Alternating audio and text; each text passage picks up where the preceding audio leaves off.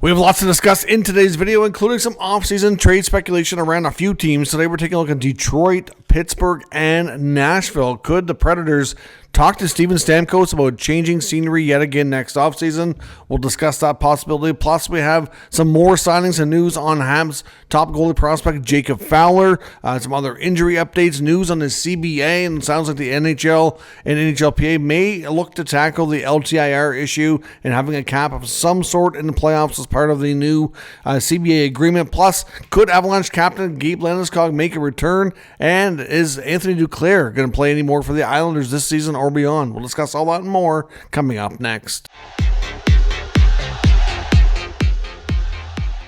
So welcome back to another video here at Top Shelf Hockey. As I mentioned, we have lots to discuss here in today's video. Let's kick things off first with some more prospect signings. It's certainly been a busy day of a couple days here of prospects signing as their college seasons come to a close and getting into NHL action. Some of the players we're going to talk about today are not necessarily jumping right in immediately here, but the LA Kings have signed 22-year-old forward Kenny Connors.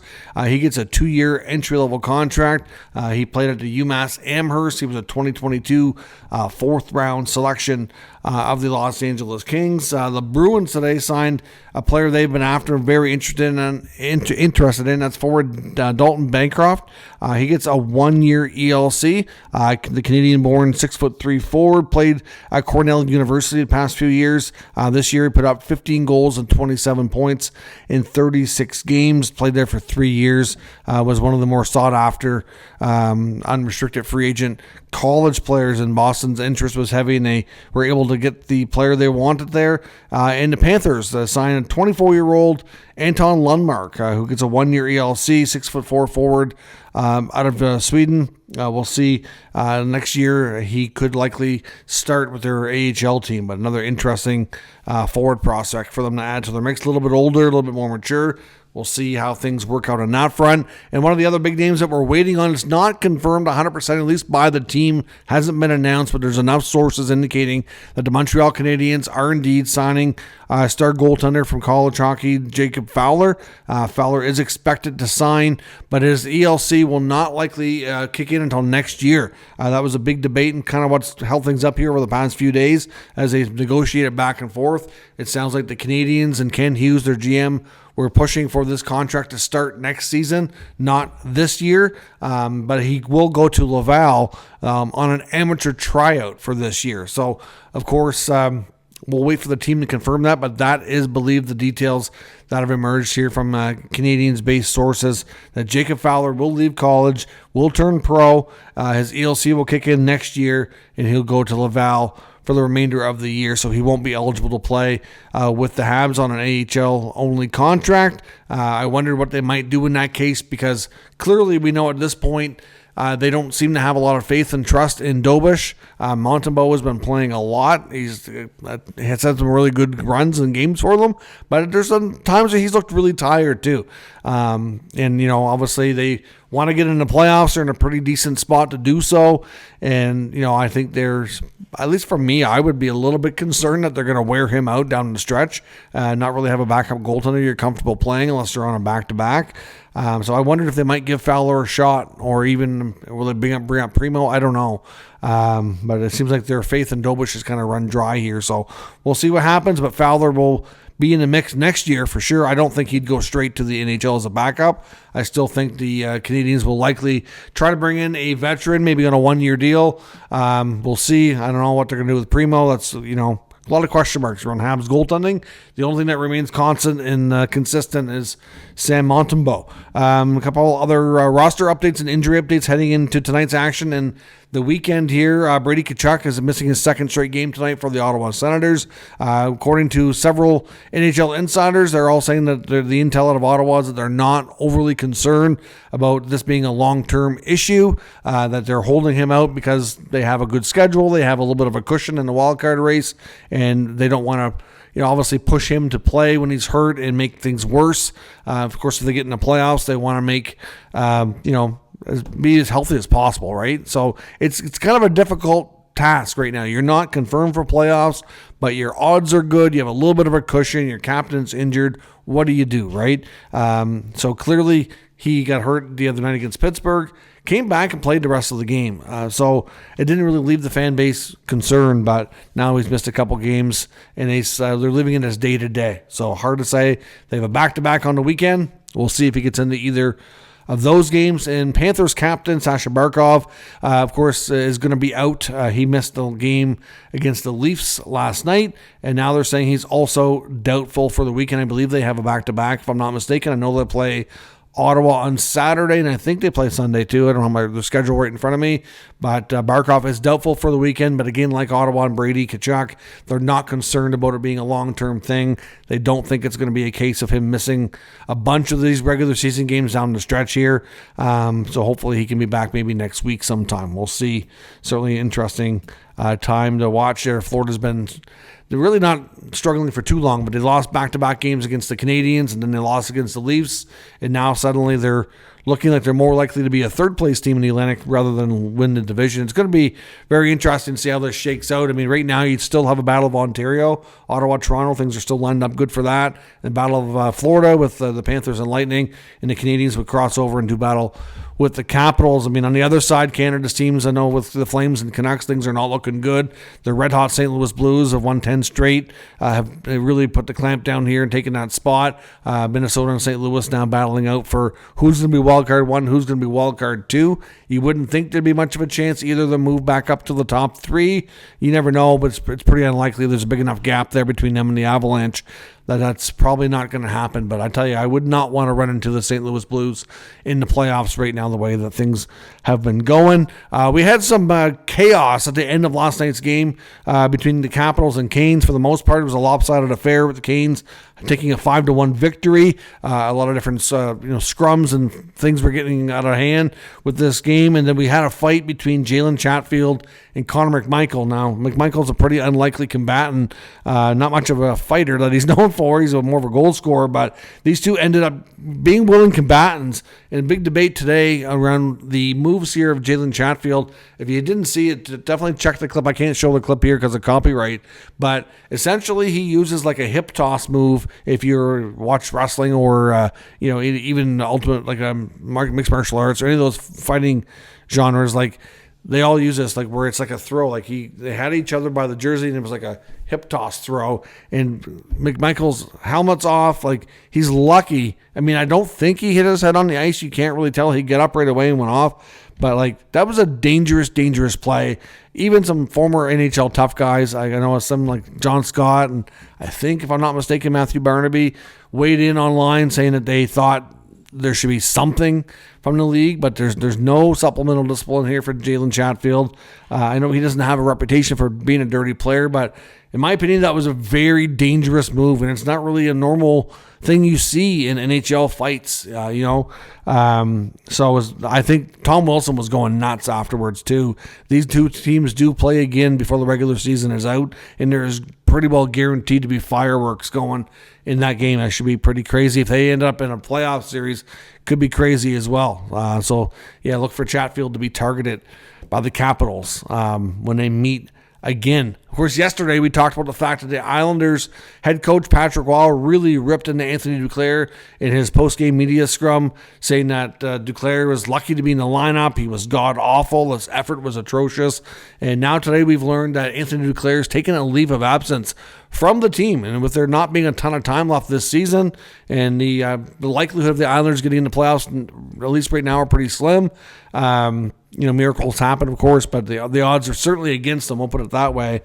You got to wonder if his time with the Islanders this year is over, and could he end up maybe not coming back too, right? So I'm not mistaken, I believe his contract is up, so his future's certainly in doubt. But I mean, Patrick Waugh did say today that he had a good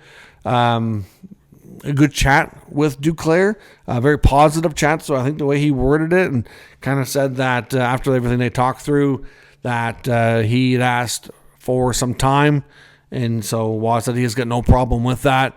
and Duclair's taking time away from the team on a personal leave of absence, if you will. So, but yeah, I mean, I do agree with. I mean, you don't usually hear a coach rip their players that hard in the media. Maybe behind closed doors, maybe to their face. I don't know, but it's just not a common occurrence. But I think Duclair needs to ask himself some questions. I do think the criticism was fair from Waugh. I mean, it's not like the analysis was way off or anything like that. It's really more of a case of just being done publicly. But Duclair will be away from the Islanders for an indeterminate amount of time, and you got to wonder if, with the season only having a couple weeks left in it, if indeed that's the last of his time with this franchise. It's also seeming more and more likely that we could see the return of Avalanche captain Gabriel Landeskog in the 2025 Stanley Cup playoffs. No guarantees, of course. No guarantees going to be there on game one, but he has been practicing and skating more and more with the team. He looks really good out there. And I know in last night's affair, the Avalanche were in town to play the Blackhawks, and on the TNT broadcast, they interviewed, I believe it was during warm-ups, they interviewed Erik Johnson. And they asked Erik Johnson about his longtime teammate. Of course, Johnson's been, was a longtime member there of the Avalanche and just returned at the deadline. And asked him about Landeskog, and he said that he's looking good out there, and that he's obviously got a camera crew following him around doing some kind of documentary on him as well. So he was going to try to come back from that, kind of jokingly what he said. But then on a more serious note, he said, I think it's more when he comes back, not if he comes back. So it's looking promising. Like I said, I don't know for sure. We can't say because the team's not saying much of anything if they're looking pretty good that he can be back for the beginning of the playoffs.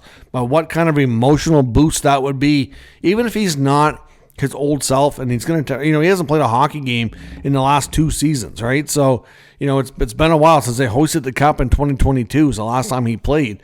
So, he's going to have some rust. There's no doubt. I'm sure he'll have lots of adrenaline, lots of a rush that way, but can he be as effective as he used to be? It's really hard to say. I'm not sure where they would slot him in the lineup. To be fair, they'd probably start him low and make him work his way back up, see what he can handle for minutes. How is he playing? Because until you can't really simulate game action, but just having him there, being dressed and being in the lineup, to me would be a massive, massive upgrade and boost for that team. Like I said, just having that emotional support there, and they all how much they've been rooting for this guy and how much of a big part of he was before. So we'll see what happens with Landeskog. The NHL also looking like they're going to be tackling LTIR as part of the new negotiations in the new CBA talks on TSN Insider Trading today. Pierre LeBrun had some new information to suggest that, of course, we talked yesterday how the talks have been underway. Now they've had a few negotiation sessions, so things are underway in that respect. I know Bettman originally had said he had hoped maybe if everything went well in a perfect world, then maybe they'd be able to announce something by the time we get to the Stanley Cup playoffs when they do their big State of the League address at that point. But they were also at that point thinking that the negotiations were going to start in February. They did not. We're April now. So I don't think that's, you never know. It could still happen. I just think it's less likely. I think it's more likely to be, further into the summer or the start of next year or something like that when they would do that. But part of what they are going to talk about, and there's no guarantee that it changes, but it is on the topics of discussions here for how to handle LTIR. There's certainly some teams that have had issues with it and complained about it before, how, teams can manipulate the LTIR rule, have a player sit out all season or from, a big chunk of it, and then they come back for game one of the playoffs.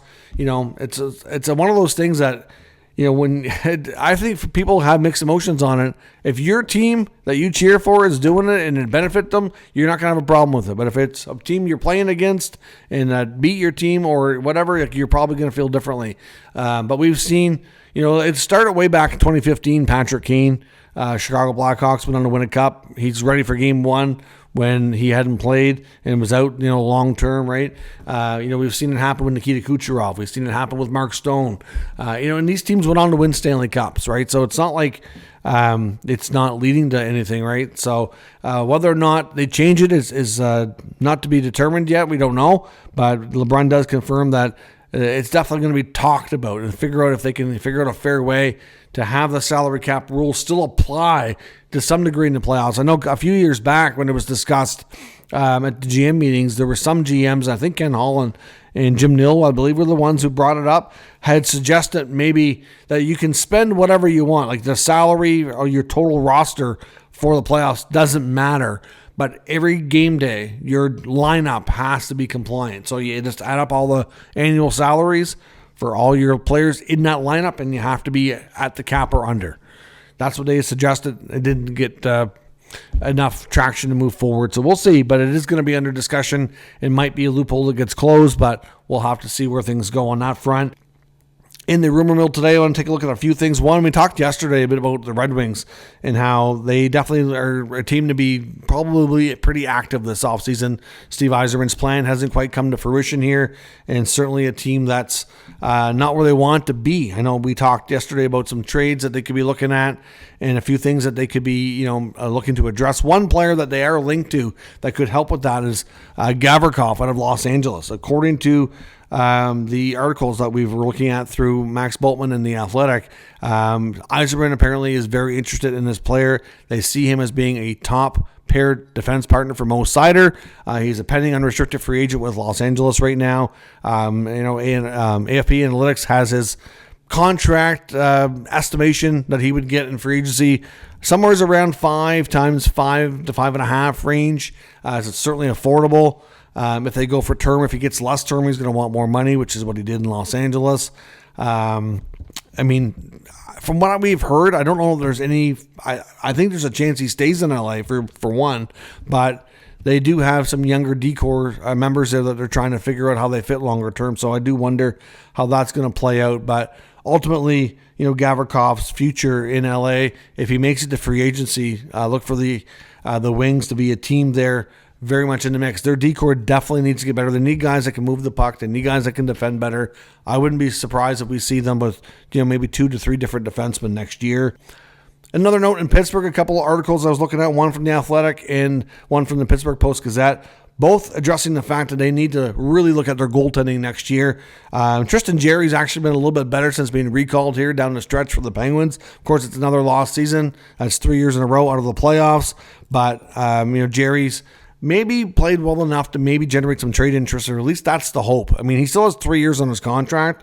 I don't think the Penguins can go through this for another 3 years. The ups and downs and the highs and the lows and the inconsistencies of Jerry.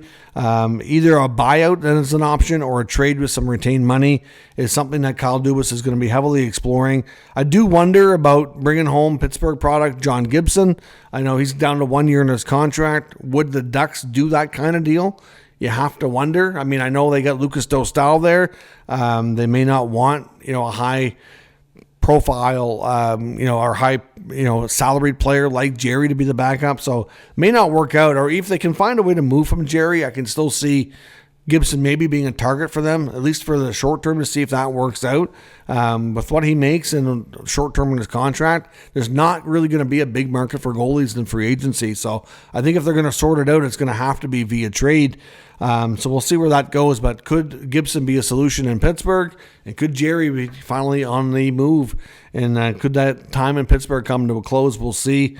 Also in Nashville, some more talk about Steven Stamkos, some more articles today looking at the Predators and Barry Trotz. Could they go to their, newly acquired veteran forward who's had an okay season there, but things have not worked out. They have had a horrible year as a team.